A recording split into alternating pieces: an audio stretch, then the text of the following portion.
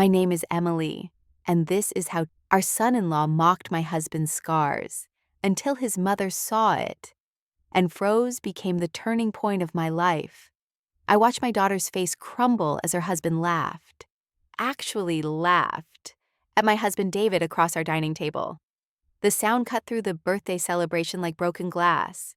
David's hand had instinctively moved to his collar, a gesture I'd seen 1,000 times over 32 years of marriage, trying to hide the scars that mapped his neck and shoulder. Marcus was still smiling, that cruel performative smile people use when they think they're being clever. My granddaughter was in the next room, mercifully out of earshot. The cake sat untouched, its candles melting into twisted shapes. Have you ever watched someone you love be humiliated in their own home? Let me back up. David got his scars when he was 19, working his first real job at a manufacturing plant to pay for community college. There was an explosion.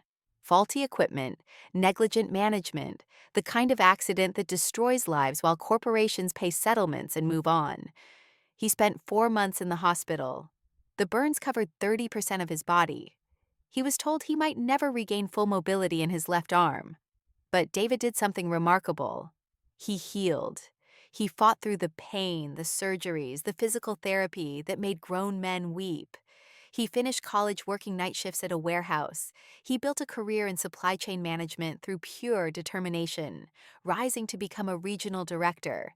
He never once asked for sympathy or special treatment. The scars were just part of him, a reminder of what he'd survived, what he'd overcome. When I met him at 24, I saw those scars on our second date. He'd been nervous telling me as if I might run. Instead, I traced the patterns gently with my finger and told him they were beautiful because they were part of his story. We married 8 months later.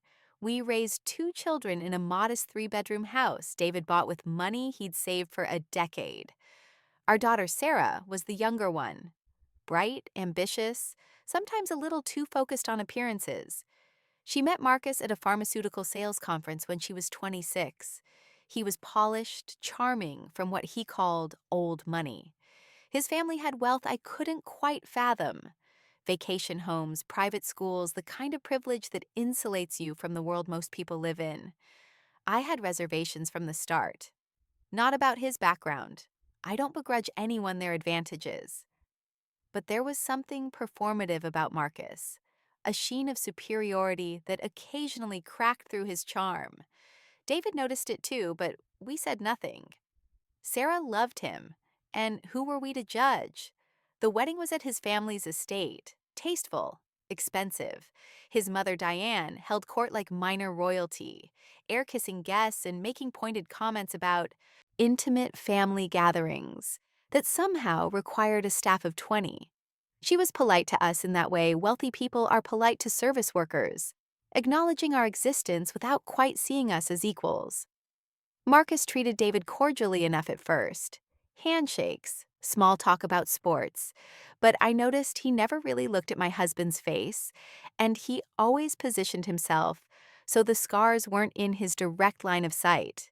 2 years into their marriage, Sarah got pregnant. When our granddaughter Lily was born, something in me bloomed again, that fierce protective love I remembered from being a young mother. We visited every weekend. David would spend hours on the floor with Lily, building block towers and making her giggle. He was radiant with her. Those scars that mapped his shoulder meant nothing to a child who only saw her grandfather's kind eyes. Marcus began working from home more often. His pharmaceutical job was lucrative, but apparently didn't require him to be anywhere specific. He'd be in his home office during our visits, emerging occasionally to grab coffee or make pointed comments about how some people had to actually work for a living. The first direct comment came about 6 months ago. We were at their house for Sunday dinner. David had worn a polo shirt, something with a collar, as he always did. Marcus made a joke about covering up for the camera when Sarah tried to take a family photo. He said it with a laugh, but Sarah's face went tight. David just smiled that sad smile I'd seen too many times and suggested maybe he stand in the back. The comments continued, little digs disguised as jokes, references to David looking rough or needing to clean up for family events. Marcus started calling him Scarface when he thought we couldn't hear. Sarah would shoot her husband warning looks, but never confronted him directly.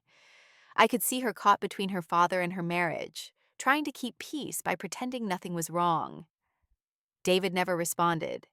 He'd just go quiet, that practiced quietness of someone who'd learned long ago that defending yourself sometimes makes things worse. But I saw what it cost him. The way he'd check his reflection before we left the house, the way he started suggesting we visit less often, the way his shoulders would tense when Marcus entered a room. 3 months ago, something shifted. Marcus's company was going through restructuring. His sales numbers were apparently down. He was drinking more, becoming more openly hostile. The charm was wearing thin, revealing something uglier underneath. A man who'd never really been tested, never actually had to work for anything, suddenly facing the possibility of professional failure. He started taking it out on everyone around him. Sarah looked exhausted. Lily had become quieter, more cautious. And Marcus's comments about David became more frequent, more cruel, less disguised as jokes. Must be nice to collect a paycheck for doing basically nothing, he said once, referring to David's position. My husband had been working 60-hour weeks for 30 years. Ever think about plastic surgery? He asked another time. They can fix that kind of thing now. Sarah would apologize to us privately, making excuses about stress and work pressure. But she never confronted him when it mattered. And David, my beautiful, patient David, just absorbed it all with the same grace he'd shown through every hardship in his life. Then came the birthday dinner. It was David's 56th birthday. We'd offered to host at our house, neutral territory, our home, our rules. Sarah had agreed. She'd seemed relieved, actually. Marcus had been having a particularly bad week. His sales manager had apparently questioned his performance. They arrived 20 minutes late. Marcus was already irritated about something. He barely acknowledged the decorations Sarah had clearly put up herself. Balloons, a banner, the kind of effort that said she was trying to make things normal. Lily ran to David immediately, wrapping her small arms around his legs. "Happy birthday, Grandpa." She was 4 years old and perfect. We made it through appetizers, through the meal. I'd made David's favorite, pot roast with roasted vegetables, the same recipe I'd been making for 3 decades. Marcus picked at his food and checked his phone every few minutes. Then came the cake. Sarah brought it out, candles glowing. We started singing, and right in the middle of Happy Birthday, Marcus's phone rang. He answered it at the table. We all stopped singing. It was clearly a work call. I could hear the authoritative voice on the other end. Marcus's face went red. He was being dressed down about something, and he didn't have the sense to take it in another room. When he hung up, the air felt electric with his rage. "Tough call?" David asked quietly. It was a kindness, an offer to talk, to commiserate. David knew what work stress felt like. "Like you'd understand," Marcus snapped. "Some of us actually have careers that matter." Sarah put her hand on his arm. "Marcus." "What?" He turned on her. "I'm supposed to pretend your father's little warehouse management job is equivalent to what I do? I bring in more money in a month than he probably made in a year." The silence was crushing. David's voice was steady. "I'm sure you're under a lot of pressure. Maybe we should—" "You know what your problem is?" Marcus interrupted, and there was something unleashed in his voice now, something that had been building for months. "You walk around with that face, those disgusting scars, playing the victim card. Oh, poor David had an accident when he was a kid. Meanwhile, the rest of us are out here actually working, actually building things, not coasting on sympathy." I felt something crack inside me. Sarah stood up. "That's enough." But Marcus wasn't done. He was on his feet now, too, jabbing his finger toward David.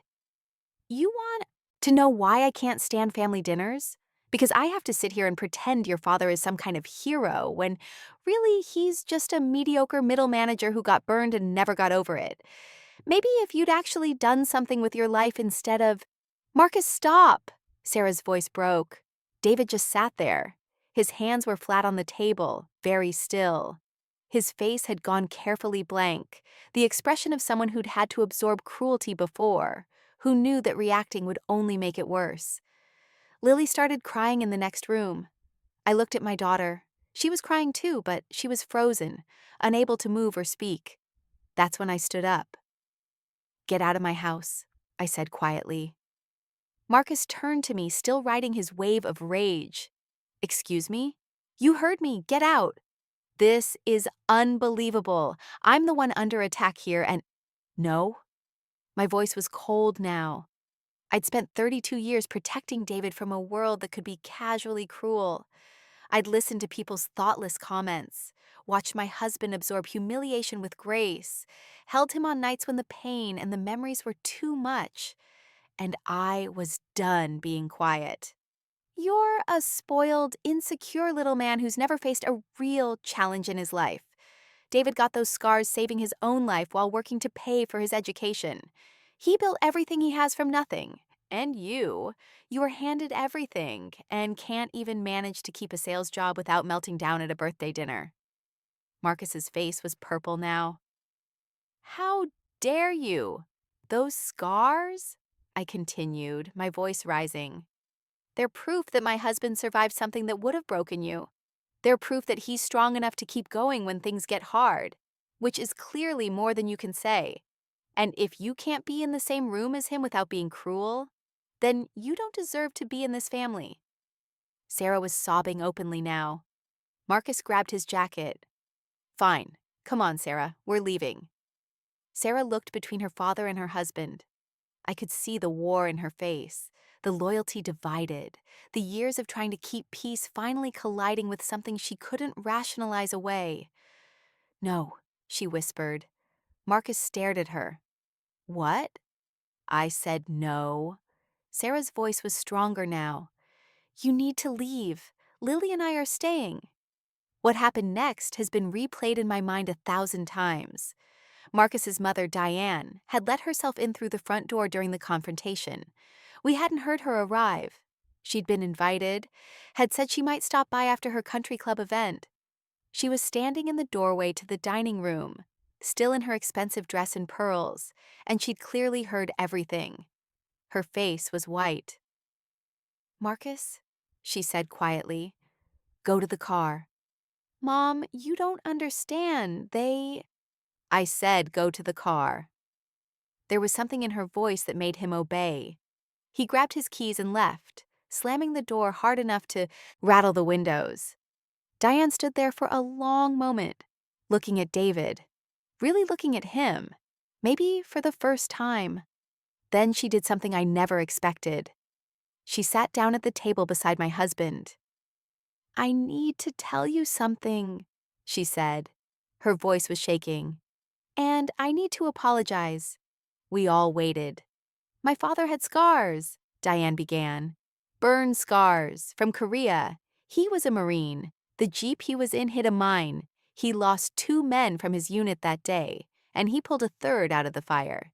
He had scars all down his side, his arm. He wore long sleeves his whole life, even in summer. He never talked about it." Her hands were trembling on the table.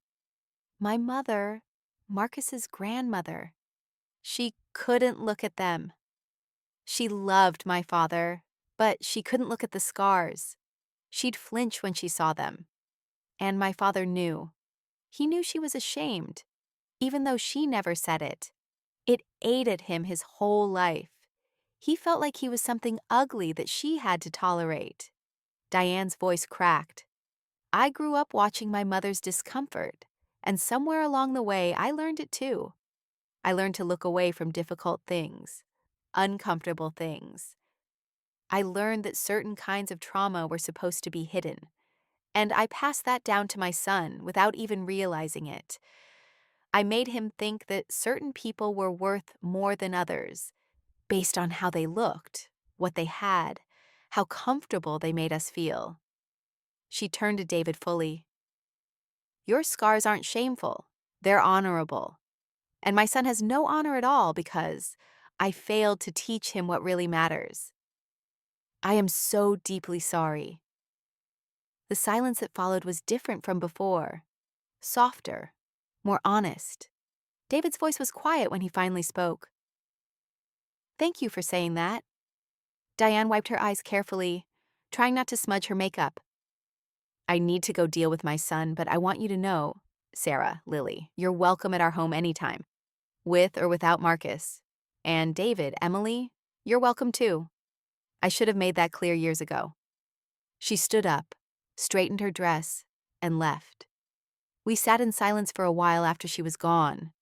Sarah was still crying, but they were different tears now. Relief mixed with grief, the tears of something ending and something else beginning. Lily came back into the room cautiously. David opened his arms and she climbed into his lap, pressing her face against his chest. She traced the edge of the scars visible above his collar with one small finger. Does it hurt, Grandpa? Not anymore, sweetheart. Good, she said simply, and hugged him tighter. What happened next took weeks to unfold, but I'll tell it as it came together. Sarah filed for separation the next day. Marcus fought it at first, tried to apologize, made promises. But Sarah had seen something she couldn't unsee. The cruelty underneath the charm, the insecurity underneath the confidence. Diane, to her credit, supported Sarah's decision. She helped with legal fees. She made sure Sarah and Lily had what they needed. Marcus's job situation deteriorated further. It turned out his numbers had been inflated for months, fudged reports, exaggerated sales figures. His company launched an investigation. He was fired within 6 weeks of the birthday dinner. But the real reckoning came from somewhere unexpected. Diane had connections. Old money means old relationships, apparently. She'd mentioned David's story, casually, she said later, to a friend who sat on the board of a veterans nonprofit. That friend was looking for someone to help run a new initiative supporting veterans transitioning to civilian careers. Someone who understood real hardship, real recovery, real resilience. They offered David a position as a program director. He almost didn't take it.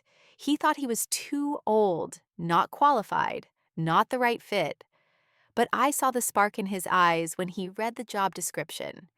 Helping people who'd been through trauma rebuild their lives, use his experience to give others hope. He accepted. 3 months into the job, David was invited to speak at a fundraiser. One of those fancy events with silent auctions and speeches, and people who actually had money to donate to causes. Diane had helped organize it. I sat in the audience watching my husband stand at a podium in his best suit, his scars visible in the stage lights, telling his story to 200 people. He talked about the explosion, the recovery, the long road back. He talked about what it means to survive something and keep going. He talked about the importance of seeing past surfaces to recognize real strength. The room was silent except for his voice. When he finished, the standing ovation lasted 3 minutes. Diane found us afterward. She hugged David, actually hugged him, and thanked him for sharing his story. Marcus wasn't there. He'd moved back in with his parents temporarily while job hunting.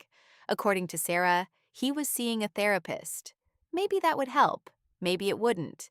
But it wasn't our responsibility anymore. Sarah and Lily moved into a smaller house closer to us. It had a backyard where David helped install a swing set. Lily started calling our house the happy house. Sarah bloomed in ways I hadn't seen since before her marriage. Lighter, more present, herself again. The divorce was finalized last month. It was surprisingly amicable in the end. Marcus signed the papers without fighting. Diane made sure the settlement was fair.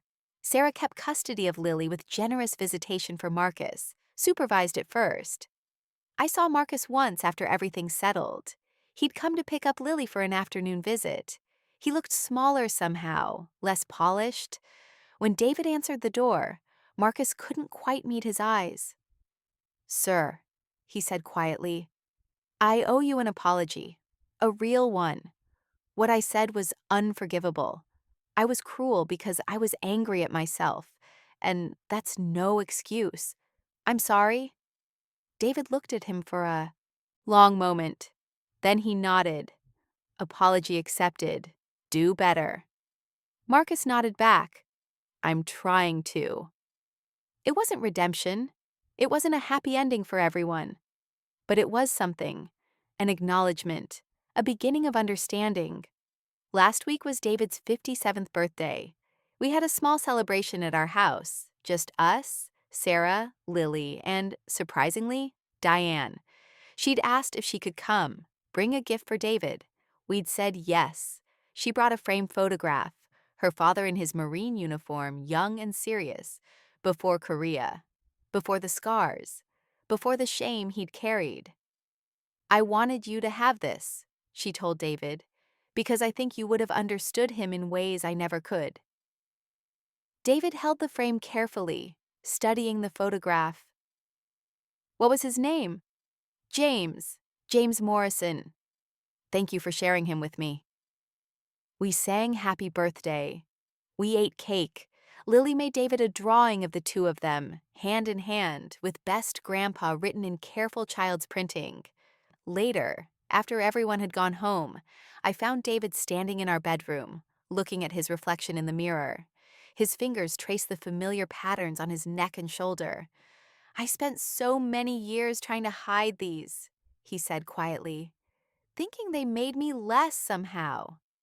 I came up behind him, wrapped my arms around his waist, pressed my cheek against his back. They make you more, I said. They always have. He turned around and kissed my forehead. I love you. I love you too. All of you. Every single part. That night I thought about everything that had happened.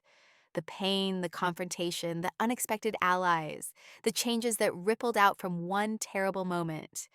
I thought about how sometimes the worst things reveal the truth we've been avoiding, force us to finally stand up and say, enough.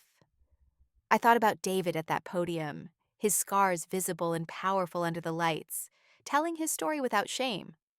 I thought about Sarah finding her strength, choosing her father over her marriage, choosing truth over comfort.